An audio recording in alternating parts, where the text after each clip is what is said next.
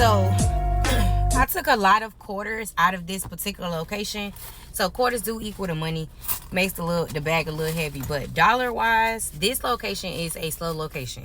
So not all of your vending locations are going to be amazing. I got this location because it was given to me for free.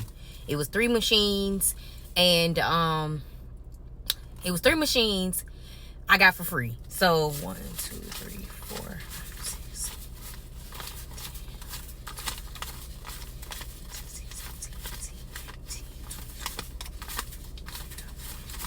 26 that just came out of this machine. And I think I was here last week. So I literally only come to this location probably like once a week.